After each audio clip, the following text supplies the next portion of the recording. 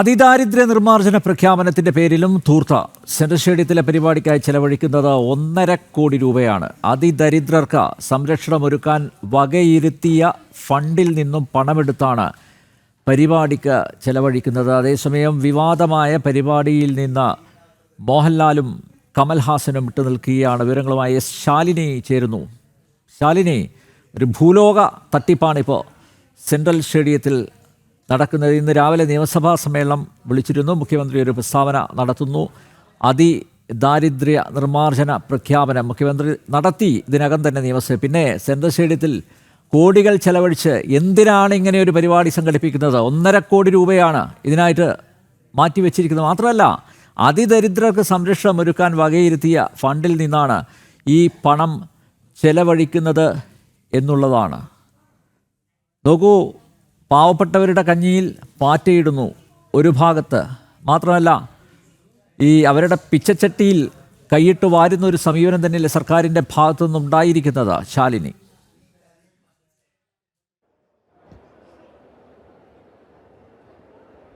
തീർച്ചയായും അനിൽ നമ്പ്യാർ സൂചിപ്പിച്ചതുപോലെ തന്നെയാണ് ഇന്ന് രാവിലെ നിയമസഭാ സമ്മേളനത്തിൽ മുഖ്യമന്ത്രി പിണറായി വിജയൻ തന്നെയാണ് നിയമസഭയിൽ അത്തരത്തിലൊരു പ്രഖ്യാപനം നടത്തിയത്. അതായത് കേരളം അതിദാരിദ്ര്യമുക്ത സംസ്ഥാനമായിരിക്കുന്നു എന്നുള്ളത് കഴിഞ്ഞ കുറേ വർഷങ്ങളായി അതിനു വേണ്ടിയിട്ടുള്ള പ്രയത്നങ്ങൾ നടത്തി അതിൻ്റെ ഭാഗമായിട്ടാണ് ഇന്നിപ്പോൾ പ്രഖ്യാപനം നടത്തിയതെന്നുള്ളതാണ് മുഖ്യമന്ത്രി പറഞ്ഞത്. പക്ഷേ ഞാനിപ്പോൾ നിൽക്കുന്നത് സെൻട്രൽ സ്റ്റേഡിയത്തിലാണ്, സെക്രട്ടറിയുടെ തൊട്ട് സമീപത്തുള്ള സെൻട്രൽ സ്റ്റേഡിയത്തിൽ. ആ സെൻട്രൽ സ്റ്റേഡിയത്തിലാണ് ഇപ്പോൾ വീണ്ടും ഒരു ഔദ്യോഗിക പ്രഖ്യാപനത്തിനായുള്ള വലിയ കൂറ്റൻ സ്റ്റേജും വേദിയും ഒക്കെ ഒരുക്കിയിട്ടുള്ളത്.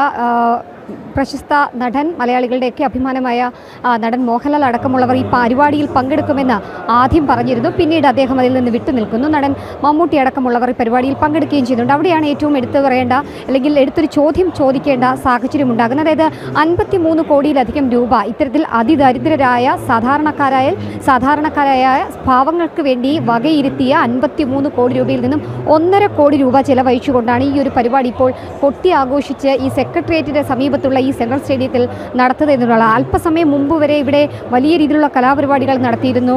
ബാൻഡിൻ്റെ പ്രത്യേക പരിപാടികൾ നടത്തിയിരുന്നു. ഇനിയിപ്പോൾ വേദി ഒരുക്കുകയാണ്. മുഖ്യമന്ത്രി അല്പസമയത്തിനകം ഈ വേദിയിലേക്ക് എത്തി വീണ്ടും ഒരു പ്രഖ്യാപനം കൂടി നടത്തും. സംസ്ഥാനം അതിദാരിദ്ര്യമുക്ത സംസ്ഥാനമായി എന്നുള്ളത്. എന്തിനാണ് ഈ ഒരു സാമ്പത്തിക ഞെരുക്കം നിൽക്കുന്ന സാഹചര്യത്തിൽ ഇത്തരത്തിലൊരു പ്രഖ്യാപനം എന്നുള്ളൊരു ചോദ്യമാണ് ഈ ഘട്ടത്തിൽ ഉയരുകയും ചെയ്യുന്നത് എന്നുള്ളതാണ് ഏറ്റവും ശ്രദ്ധേയമായിട്ടുള്ള കാര്യം. കാരണം കോടികൾ ചെലവഴിച്ച് ആ പദ്ധതി നടപ്പിലാക്കാൻ, സാധാരണക്കാർക്ക് ക്ഷേമം ഉറപ്പാക്കാൻ, സാധാരണക്കാർക്ക് സംരക്ഷണം ഒരുക്കാനായി ഒരു ഭാഗത്ത് വകയിരുത്തിയ 53 കോടി രൂപ, ആ 53 കോടി രൂപയിൽ നിന്നാണ് 1.5 കോടിയിലധികം രൂപ എടുത്തുകൊണ്ട് ഈ സ്റ്റേഡിയത്തിൽ ഇത്തരത്തിലൊരു സ്റ്റേജ് ഒരുക്കി ഇത്തരത്തിലൊരു പ്രഖ്യാപനം നടത്താനായി ഒരുങ്ങുന്നത്. മന്ത്രിമാരുണ്ട്, മുഖ്യമന്ത്രി അടക്കമുള്ളവർ അല്പസമയത്തിനകം ഈ വേദിയിലേക്ക് എത്തും. ജനപ്രതിനിധികളുണ്ട്, തദ്ദേശ മന്ത്രിയുണ്ട്, വിദ്യാഭ്യാസ മന്ത്രിയുണ്ട്. മന്ത്രിസഭയിൽ ഒട്ടുമിക്ക മന്ത്രിമാരും ഈ പരിപാടിയുടെ ഭാഗമാകുന്നുണ്ട്. വിവിധ മേഖലകളിൽ നിന്ന് ക്ഷണിക്കപ്പെട്ട അതിഥികൾ ഈ പരിപാടിയുടെ ഭാഗമാകുന്നുണ്ട്. അങ്ങനെ നാനാ തുറകളിൽ നിന്നുള്ള ആളുകളെ പങ്കെടുപ്പിച്ച് ഈ പരിപാടി നടത്തുമ്പോൾ സാധാരണക്കാരായ ആരും തന്നെ ഈ വേദിയുടെ മുൻപന്തിയിൽ ഇല്ല, അല്ലെങ്കിൽ അതിദാരിദ്ര്യമുക്തമായി പ്രഖ്യാപിക്കുമ്പോൾ അത്തരക്കാരും ഈ വേദിയിലെ ഈ VIP പവലിയനിലോ അല്ലെങ്കിൽ മറുഭാഗത്ത് സ്റ്റേജിന് മറ്റ് ഇരിപ്പിടങ്ങളിലോ ഇല്ല എന്നൊരു ചോദ്യം കൂടി ഈ ഘട്ടത്തിൽ ഉയരുകയും ചെയ്യുകയാണ്. എന്തായാലും വലിയ രീതിയിലുള്ള ആക്ഷേപം ഈ പരിപാടിയുമായി ബന്ധപ്പെട്ട് വിവിധ കോണുകളിൽ നിന്ന് ഉയരുന്നുണ്ട് എന്നുള്ളതാണ് ഏറ്റവും ശ്രദ്ധേയമായിട്ടുള്ള കാര്യം. അത്തരത്തിൽ വിമർശനങ്ങളും ഈ പരിപാടിയുമായി ബന്ധപ്പെട്ട് ഉയരുകയും ചെയ്യുന്നുണ്ട്. എന്തിന് ഈ സാഹചര്യത്തിൽ, പ്രത്യേകിച്ച് തെരഞ്ഞെടുപ്പ് അടുത്തിരിക്കുന്ന സാഹചര്യമാണ്. തെരഞ്ഞെടുപ്പിന് ഇനി ഏകദേശം 4 മാസം മാത്രം ബാക്കി നിൽക്കുമ്പോൾ ഈ ഒരു പ്രഖ്യാപനം അനൗചിത്യമല്ലേ, അല്ലെങ്കിൽ ഈ ഒരു പ്രഖ്യാപനം ഇപ്പോൾ നടത്തേണ്ട സാഹചര്യമുണ്ടോ? അതിദാരിദ്ര്യമുക്തമായോ സംസ്ഥാനം എന്നൊരു ചോദ്യം കൂടിയുണ്ട്. ഇന്ന് രാവിലെ മുതൽ തന്നെ ജനം TV അടക്കം പുറത്തുവിട്ട ചില വാർത്തകളുണ്ട്. കൊല്ലം ജില്ലയിൽ നിന്നും പാലക്കാടും വയനാടും ഒക്കെയുള്ള വിവിധ ജില്ലകളിൽ നിന്നുള്ള റിപ്പോർട്ടുകൾ. അതായത് വീടിന് മേൽക്കൂരയില്ല, ശൗചാലയങ്ങളില്ല, കുളിമുറികളില്ല, അടച്ചുറപ്പുള്ള വീടില്ല. അങ്ങനെയൊക്കെ സാധാരണക്കാരായ ആളുകൾ ഒരു ഭാഗത്ത് അന്തി ഉറങ്ങുമ്പോഴാണ് മറുഭാഗത്ത് കോടികൾ ചെലവഴിച്ച് ഇത്തരത്തിലൊരു പ്രഖ്യാപനം ഇപ്പോൾ മുഖ്യമന്ത്രി വീണ്ടും അതിദാരിദ്ര്യമില്ല കേരളത്തിൽ എന്ന് ഇങ്ങനെ പ്രഖ്യാപിക്കുമ്പോൾ കേന്ദ്രത്തിൽ നിന്നുള്ള സഹായവും നിലയ്ക്കുകയാണ്. അതാണ് ഈ ദരിദ്രരെ, പാവപ്പെട്ടവരെ സംബന്ധിച്ചിടത്തോളം അവർക്കുള്ള ആശ്രയം. കേന്ദ്ര പദ്ധതികളുണ്ട്, ആ സഹായം പോലും നിലയ്ക്കും എന്നുള്ളതാണ്. അവരുടെ അന്നം മുട്ടിക്കുന്ന ഒരു പരിപാടിയല്ലേ ഇപ്പോൾ നടത്തുന്നത്. അതല്ലേ ഈ 1.5 കോടി രൂപ ചെലവഴിച്ച് കുട്ടിഘോഷിച്ചുകൊണ്ട് നടപ്പിലാക്കുന്നത്. രാവിലെ ഒരു ട്രോള് പോലെ സോഷ്യൽ മീഡിയയിൽ ഓടിയ ഒരു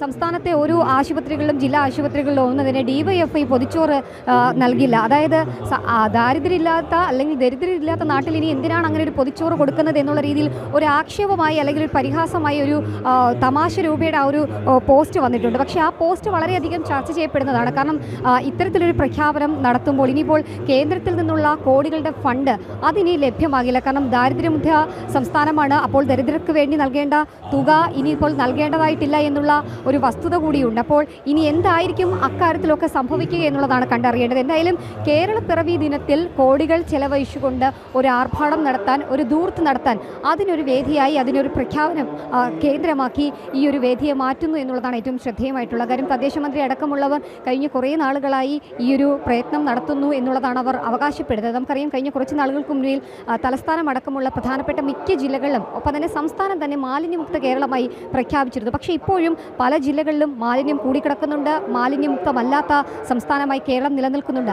അതിന് സമാനമായി തന്നെയാണ് ഈ ഒരു പ്രഖ്യാപനം വരുന്നത് എന്നുള്ളതിൽ സംശയമില്ല. എന്തായാലും 53 കോടി രൂപ, ആ 53 കോടി രൂപ അതിദാരിദ്ര്യരുടെ സംരക്ഷണത്തിനായി, അവരുടെ ക്ഷേമത്തിനായി വകയിരുത്തിയ തുകയിൽ നിന്നും ഏകദേശം 1.5 കോടി രൂപയാണ് എനിക്ക് പിന്നിൽ കാണുന്ന ഈ കൂറ്റൻ വേദിക്കും ഒപ്പം തന്നെ ആ വേദിയിൽ അവതരിപ്പിച്ച പരിപാടിക്കും സംഘാടകർക്കും ഒക്കെയായി ചെലവഴിക്കുന്നത് എന്നുള്ള ഘടകം. അത്രയധികം തുക സാധാരണക്കാരായ പാവങ്ങളുടെ കൈകളിലേക്ക് എത്തേണ്ടതാണ്. ആ തുകയിലാണ് ഇത്തരത്തിൽ ഈ ഒരു തെരഞ്ഞെടുപ്പ് അടുത്ത സമയത്ത് ഈ ഒരു ആർഭാടം നടത്തുന്നത്.